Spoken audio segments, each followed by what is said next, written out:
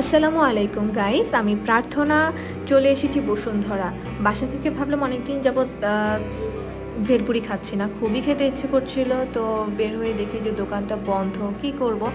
তো ভাবলাম যে দেখি চলতে চলতে চোখের সামনে কোনো কিছু পড়ে কি না, যেহেতু বের হয়েছি সেহেতু একেবারে বাসায় ফিরে যেতে চাচ্ছি না। তো চলতে চলতে দেখা গেল চোখের সামনে আমার পড়লো কুমিল্লার বিখ্যাত দই চিড়া, যদিও আমি কখনো খাইনি। তো দেখা যাক টেস্ট করে খাবারটা আসলে ঠিক কীরকম লাগে। কতদিন যাবত খাচ্ছে? আমার এখানে ব্যবসা হয়েছে 5 বছর। 5 বছর। মানে আগে 100 ফিট ছিলাম, আমরা এখানে আসছি। শুধু কি সবসময় দই চিড়া দিয়ে শুধু দই চিড়ে আর অন্য কোনো কিছু না। আচ্ছা, তো এখানে আপনার দই চিড়ার এক বাটি কত করে? একবারে আগে আমরা বেচতাম 30 টাকা, পরে 40 টাকা করছি, পার্সেল 50। এখন হচ্ছে 50 করে। পার্সেল 50, আপনি নিয়ে গেলে আর কি, এই যে বাটি নিয়ে। ও আচ্ছা আচ্ছা, এই এক বাটি হচ্ছে 50 টাকা। আর আপনি যদি এখানে বসে খান তাহলে প্লেট 40 টাকা। এই দই চিড়ার মধ্যে আপনি কি কি দেন? এর ভিতরে দেই কলা, দুধ, দই, চিড়া, খেজুর দিতে আমাকে, খেজুরটা আমাকে তো নাই, আনতে যাবো, কিশমিশ এগুলা দেওয়া হয়। সবগুলা দেই।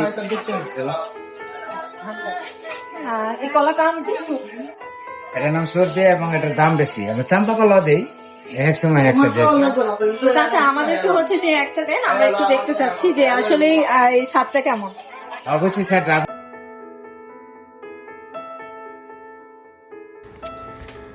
তো এখানে হচ্ছে সমস্ত উপকরণগুলো সাজানো আছে। মামা তার কাস্টমারদের জন্য আবার দই চিড়া বানাচ্ছে, আপনাদেরকে রেসিপিটার সামনাসামনি দেখিয়ে দিচ্ছি। তো এখানে চিড়াগুলো তার কাস্টমারদের জন্য সাজানো হচ্ছে সবার আগে। এখানে তারপর হচ্ছে লবণ মিক্সড করলো। তো লবণ দিলে হচ্ছে কি মিষ্টি জাতীয় খাবারের স্বাদটা আরও একটু বেশি ভালো হয়। এরপর কলাগুলো কেটে কেটে দিয়ে দিচ্ছে। মামা এখানে বলল যে সবরি কলাটা দেয়, মাঝে মাঝে চম্পা কলা দেওয়া হয়, তো সবরি কলাটাই নাকি বেশি চলে।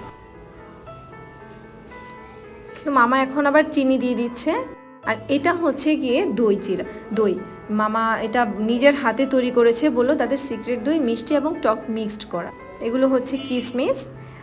আর এখানে হচ্ছে যে খেজুরও দেয়, যদিও আমরা যখন গিয়েছি সেখানে খেজুর ছিল না, তো দিতে পারিনি, আপনাদেরকে দেখাতেও পারিনি। এগুলো হচ্ছে এখন আমাদের এখানে দিয়ে দিবে গরুর দুধ, এগুলো খাঁটি গরুর দুধ, প্যাকেট না।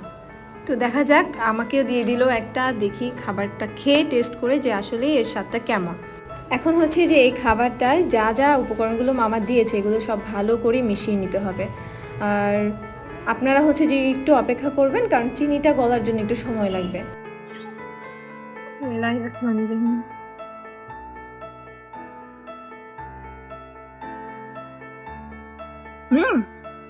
আসলেই ভালো। আমার তো আবার খেতে ইচ্ছে করছে।